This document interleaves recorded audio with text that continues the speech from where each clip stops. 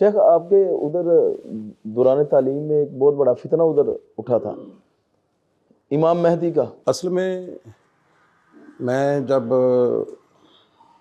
شادی ہوئی نا میری تو میں لے کر گیا تھا ویزا. میری شادی ہوئی ہے آپ مدینہ یونیورسٹی میں پڑھ رہے تھے جب شادی ہوئی؟ ہاں اس وقت نا منگنی وغیرہ میری ہو گئی تھی. تو آخری سال میں تھا جب میری شادی ہوئی ہے.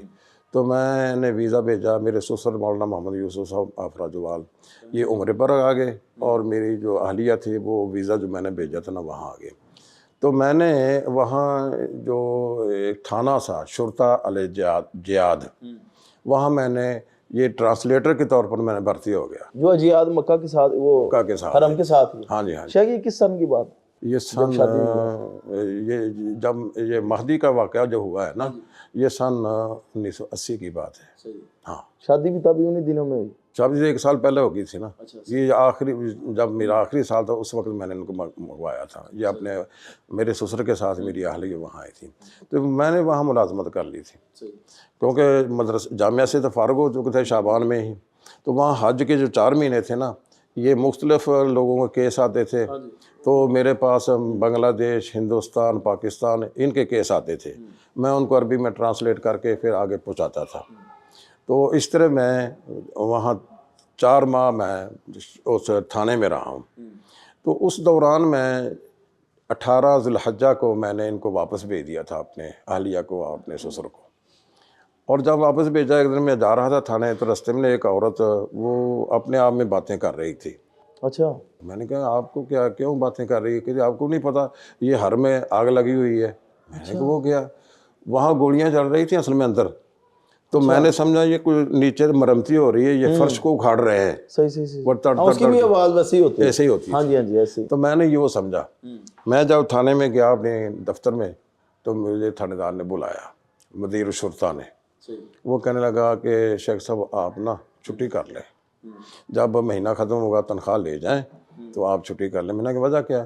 مجھے کہنے لگا کہ ابھی نا آدھے گھنٹے کے بعد مکہ پر فوج کا قبضہ ہونے والا ہے. ہمارے تھانے میں بھی فوج نے آ جانا ہے. حرم میں کچھ اس طرح کے لوگ آئے ہوئے ہیں انہوں نے حرم پر قبضہ کیا ہوا ہے. تو حرم کا قبضہ چھڑانے کے لیے انہوں نے یہ کارروائی کرنی ہے تو آپ چلے جائیں. اس لیے کہ جو حرم کے اندر ہے نا ان کی وضع قطع لباس تراش خراش وہ اب جیسی ہے. ایسا نہ ہو کہ آپ پر کوئی اس طرح کا تشدد ہو یا آپ پر کوئی الزام لگے یا آپ کو کچھ کہیں تو آپ چلے جائیں. میں نے کہا ٹھیک ہے.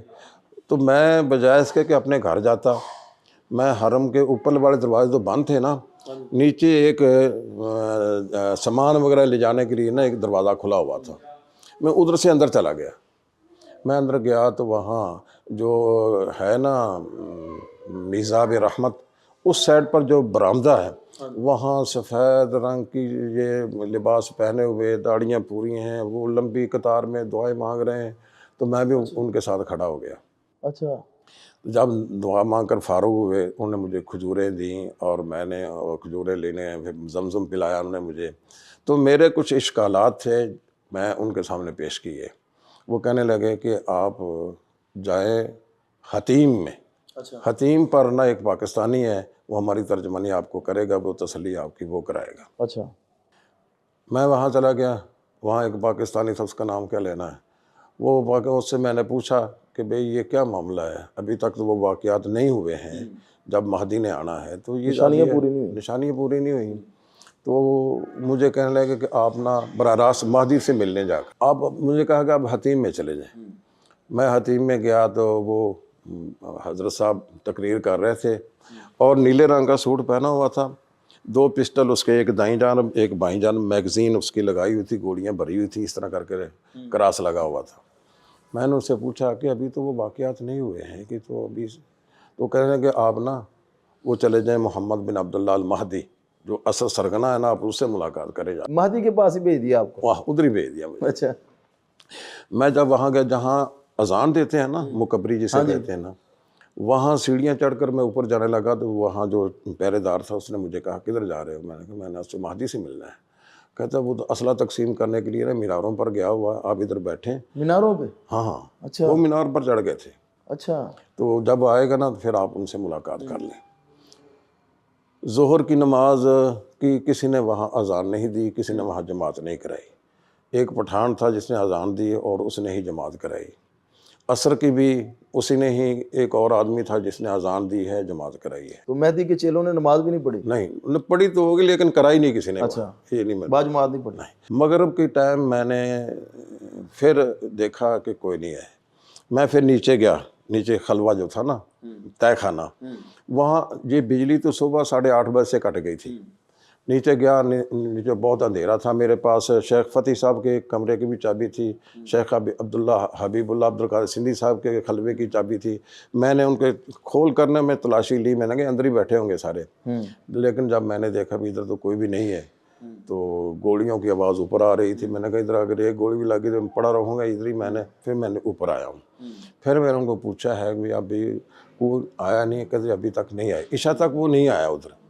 اچھا، پھر میں باہر نکلے، بھوک لگی ہوئی تھی نا، میں نے کہا پھر آ جائیں گے، چلتا ہوں باہر میں۔ باہر جانے کے لیے میرے ساتھ یہ عبد الکریم صاحب نے، ناظم، ہاں جی، حافظ عبد الکریم صاحب، اس وقت پانی کی ایک اس نے پلاسٹک کی زمزمی وہ پکڑی ہوئی تھی، ایک رحمت اللہ ماسٹر تھے ٹھینگ موڑ کے تھے وہ تھے، تیسرا میں ساتھ شامل ہو گیا۔ پھر میں نے کہا چلیے باہر چلیں، آپ باہر جانے لگے نا تو ایک دروازہ کھلا ہوا تھا، تو کہنے اب ادھر سے باہر نکلے، میں نے کہا نا ادھر سے باہر نکلیں گے ان کو شک پڑ جائے کہ وہ اندر والے باہر آ رہے ہیں، تو ہم شاید باہر والے گولی چلا دیں، کیونکہ باہر فوج کا قبضہ ہو چکا تھا۔ ہم نے پھر مروہ کی سائڈ پر نا ایک ایئر کولر خراب تھا، وہ ایئر کولر نیچے رکھا ہوا تو اوپر جو سوراخ ہوتا نا جہاں ہوا دینے کے لیے وہ کھلا ہوا تھا، میں ایئر کولر پر چڑھ کر نا سوراخ سے باہر نکلنے لگا تو باہر سے فائرنگ شروع ہو گئی، آپ کے اوپر ہی؟ باہر انہوں نے دیکھا نا کوئی آدمی باہر نکل رہا ہے، انہوں نے فائرنگ شروع کر دی۔ میں نے ڈاکٹر عبد الکریم صاحب سے کہا کہ باہر تو فائرنگ ہو رہی ہے، اب کیا کرنا ہے، اب تو نہ جائے رفتن نہ پائے ماندن، تو کہنے اب جانا تو ہے، میں نے کہا چلو پھر میں ہی چلتا ہوں، آپ آ جائیں پیچھے۔ میں جب باہر نکل کے چھلانگ لگائی پیچھے، پھر مجھے نہیں پتا کہ یہ کدھر گئے ہیں وہ کدھر گیا ہے، میرے پاس نا پھر وہ جو باہر فوج والے تھے نا وہ آئے، وہ زمزمی میرے پاس تھی، وہ صبح سے پیاسے بیچارے کھڑے وہاں پانی پونی بھی، وہ پانی پونی پینے لگے، میں تو پھر رات کے اندھیرے سے فائدہ اٹھا کر وہاں سے کھسکایا، تو سر پر جو رومال تھا نا سرخ رنگ والا، تو میں نے لپیٹ کر یہ بغل میں دے لیا، تو کچھ عربی کہہ رہے ہیں شف شف عندہ مسدس، اس کے پاس پستول ہے، یہ بغل میں رکھا ہوا ہے۔ اچھا، پھر میں نے کہا کہ میں نے بغل سے نکال کر مار جھاڑ کر پھر اس سر کے اوپر لے لیا، میں نے کہا کدھر ہے پستول یہاں، تو اس طرح وہ نا مہدی کا جو فتنہ تھا نا اللہ تعالیٰ نے اس کو ٹالا ہے۔ پھر میں اپنے کمرے میں چلے گئے گھر میں، وہاں سے ایک عبد المجید تھے مظفر گڑھ کے، وہ مجھے مولانا داود فہیم صاحب کو پھر وہ اپنے لے گئے مکہ سے باہر نا ایک بستی تھی قریہ شراء المجاہدین، وہ مجاہدین کے لیے انہوں نے الگ ایک بستی وہاں بسائی ہوئی تھی، وہ بھی ادھر ملازم تھا بقالے پر، تو مجھے اچھا یہ بستی کنہوں نے بسائی ہوئی تھی؟ گورنمنٹ نے جو ریٹائر مجاہدین فارغ ہوئے تھے نا ان کے لیے، آرمی کے لوگوں کے، آرمی کے لوگوں کے لیے، تو وہاں ہم بھی چلے گئے، وہ میرے دوست کے پاس وہ ملازم تھا وہاں، تو جب مسجد میں نماز پڑھنے کے لیے جاتے نا تو وہ بڑی گھور گھور کر ہمیں دیکھتے تھے۔ اچھا، ایک دن وہ جو مولانا دابو صاحب تھے نا وہ تھے ادھر ہزارے کے علاقہ، پہاڑی آدمی تھے، کہتے جانا کس دن پہاڑوں کی سیر کر کے آئے، پہاڑوں کی سیر کرتے کرتے نا دیکھا کہ اوپر سے نا ایک ہیلی کاپٹر گزرا ہمارے اوپر سے، اچھا، وہ گزرنے کے بعد نیچے 2 گاڑیاں پولیس کی آ گئیں، وہ نے ہمیں آواز دی کہ ادھر آئے آپ، ابھی ہم ادھر کو جا رہے ہیں کہ پہاڑ کے اوپر سے نا ایک آدمی نے ہمیں بلا لیا، سیٹی ماری اور بلایا، پوچھا ہم سے بھی آپ ادھر کدھر آئے ہیں، میں نے کہا ہم تو بھی ادھر مہمان آئے ہیں کسی کے پاس، تو آپ کو پتہ نہیں کہ حرم میں کیا ہو رہا ہے، کہ ہمیں کیا پتہ، ہم ادھر آئے ہیں، تو کہتا کہ ہمارے پاس وائرلیس آئی ہے، اس وقت یہ ٹیلی فون تو نہیں تھا، وائرلیس آئی ہے کہ 2 مشکوک آدمی پہاڑ پر کھڑے ہیں، جا کر پتہ کرو وہ کون ہے،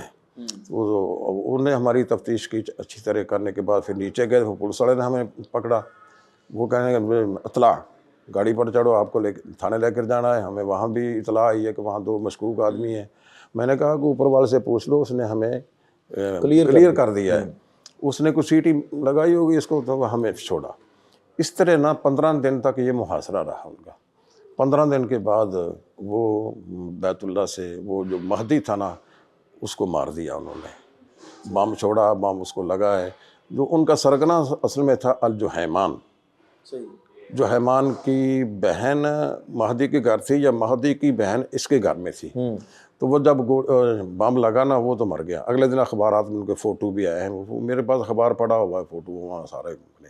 تو وہ اس طرح 15 دن تک وہ نا, پھر اس کے صفائی پر بڑی بدبو آتی تھی اندر.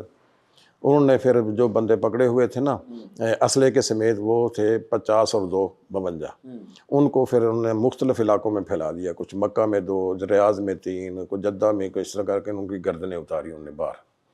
اور جو تھے مریض ان کو ہسپتالوں میں داخل کرا دیا. جو عورتیں اور بچے تھے ان کو بھی اپنی نگرانی میں رکھا. اس طرح انہوں نے 4 قسم کے لوگ بنائے تھے, کیٹیگری بنائی.